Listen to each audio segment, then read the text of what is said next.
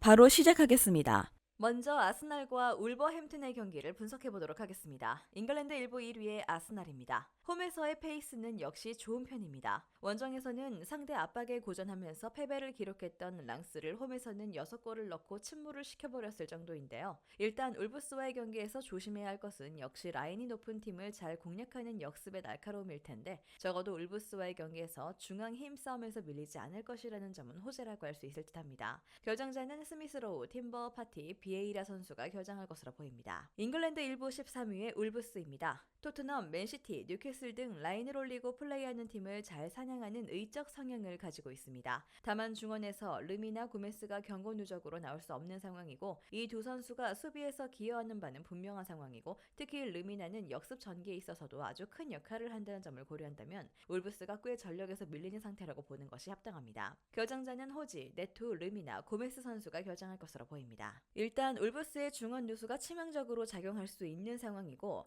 아스날이 홈에서는 전반적으로 좋은 페이스를 가져간다는 점을 참고할 필요가 있습니다. 주중 경기 리스크가 있다곤 하지만 홈에서 2연전을 치르는 것이라서 추가적인 이동 필요는 없는 상태입니다. 아스날의 승리를 기대하는 매치가 될 것입니다.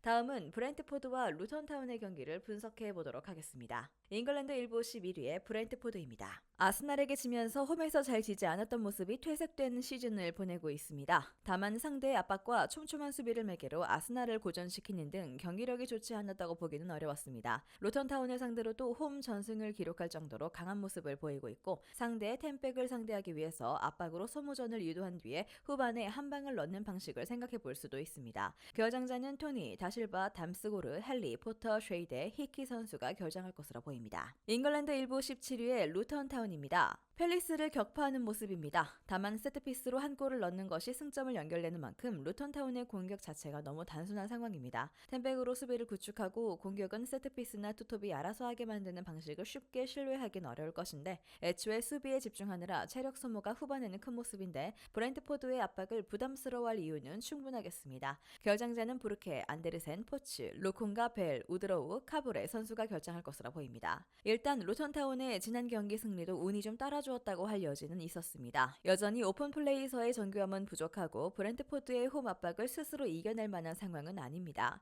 브렌트포드의 강한 압박에 체력이 소모된다면 후반전 약점이 상당히 드러나게 될 것입니다. 브렌트포드의 승리를 유력하게 봅니다. 다음은 벌리와 셰필드의 경기를 분석해 보도록 하겠습니다. 잉글랜드 1부 22의 벌리입니다. 벌리가 지난 경기에서는 4-4-2를 가동하는 모습입니다. 웨스트햄에게 결국에는 패배를 기록하기도 했어도 86분 자책골이 나오기 전까지는 웨스트햄의 공세를 잘 막아내는 등 조기에 실점하고 끌려다니는 것에 대한 대응이 되는 모습을 보여준 점은 긍정적이라고 할 수 있을 듯합니다. 물론 이 성향을 이어간다면 빈공에 시달렸던 다이지 제재의 롱볼과 다를 바 없는 상황에 직면하긴 하죠. 결정자는 벤손, 포스터 선수가 결정할 것으로 보입니다. 잉글랜드 1부 18위의 셰필드입니다. 셰필드 입장에서도 후반에 골이 나오면서 승점을 따오는 모습을 왕왕 보이긴 하는 편입니다. 다만 브라이튼전에서의 골은 상대 자책골이었고 지난 경기 골도 크로스로 단순하게 올린 것을 맥버니가 마무리를 잘 지은 것에 가까웠습니다. 기본적으로 더티함을 무기로 경기를 늘어지게 만드는 것을 중시하는 편이라 다득점 성향은 가지고 싶어도 가지기가 어려운 편입니다. 결정자는 아메호지치, 바샴, 제비손, 쿨리발리, 에간, 맥버니, 브루스터, 노링턴, 데이비스 선수가 결정할 것으로 보입니다. 벌리가 지난 경기에서 4-4-2로 초반에 실점이 나오는 성향을 나름대로 지우는 데 성공했기 때문입니다. 물론 더티함을 무기로 실점을 최대한 통제하려는 셰필드의 성향과 벌리가 애초에 박스를 타격하는 능력이 모자랐다는 점은 감안할 필요가 있죠. 2.5 언더를 유력하게 봅니다. 다음은 노팅엄과 에버튼의 경기를 분석해 보도록 하겠습니다. 잉글랜드 1부 15위의 노팅엄입니다. 4백으로 공격적으로 나서는 빈도가 올 시즌에는 꽤 있습니다. 지난 경기에서도 엘랑가, 화이트의 화력이 좋았지만 결국 수비적인 면모가 발목을 잡는 모습이죠. 사실 엘랑가와 화이트의 위치도 선수의 특성을 잘 살리는 것인지 모르겠는데 왼쪽에서의 패턴 플레이가 중요한 자리에 화이트가 아니라 연계 능력이 부족한 엘랑가를 놓는 것은 오히려 공격력을 깎아먹는다는 평입니다. 결정자는 펠리페, 아위니 선수가 결정할 것으로 보입니다. 잉글랜드 1부 19위의 에버튼입니다. 에버튼이 지난 경기 지긴 했지만 억가 요소가 선수가 상당했습니다. 가르나초의 원더골이 나오긴 했지만 전반전 기대 실점은 0.04에 불과했고 오히려 공격적으로 나서자 메뉴가 정신을 못 차리는 등 승점 증개와는 별개로 경기력과 기세가 상당히 좋은 면모를 보이고 있습니다. 결정자는 알리, 고메스, 오나나 선수가 결정할 것으로 보입니다. 노팅엄의 공격 페이스가 좋다고 볼 수 있지만 양 윙어들의 포지셔닝은 늘 변수입니다. 에버튼이 오히려 노팅엄이 올라오게 된다면 주 무게인 역습을 더 갈고 닦을 수도 있고 지난 경기 패배도 사실은 억가 요소가 상당했습니다. 의외로 2.5버 양상을 기대해도 좋겠습니다.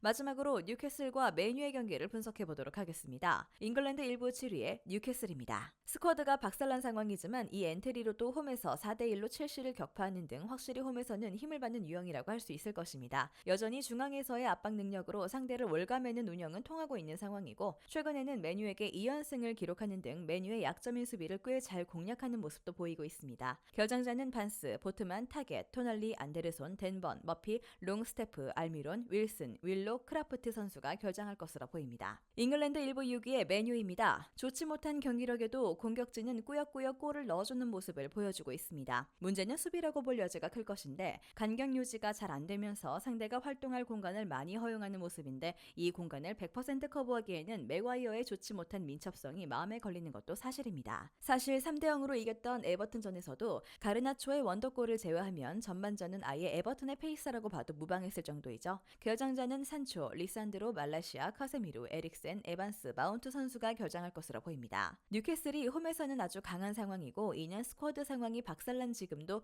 유효한 상황으로 볼 수 있을 것이죠.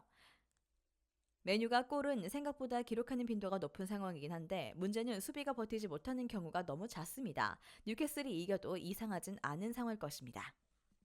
영상에서 알려드리는 내용들은 모두 1차 분석 내용들이며 2차 분석과 최종 조합픽은 영상 하단 고정 댓글 링크로 문의 주시면 안내 도와드리도록 하겠습니다. 시청해주셔서 감사합니다. 아직도 혼자 분석하고 계신가요? 이슬TV 스포츠 정보방에서는 실시간 스포츠 커넥션을 통한 소통하는 관리 시스템으로 확실한 수익을 전해드리고 있습니다. 정보방 입장 조건은 없으며 일반인들은 쉽게 접할 수 없는 배당 흐름 분석, 모든 경기 라인업과 결장자, 마지막으로 분석 모델링을 통한 최종 조합픽까지 무료로 제공해드리고 있습니다. 물론 마음에 안 들면 둘러보시고 나가셔도 됩니다. 혼자 하면 단기간으로 수익을 볼 수도 있겠지만 함께하면 장기간으로 꾸준한 수익이 가능합니다. 정보방 무료 참여하시고 꾸준한 수익을 원하시는 분들은 영상 고정 댓글 링크로 문의 주시면 안내 도와드리겠습니다. 늦지 않았습니다. 함께 합시다.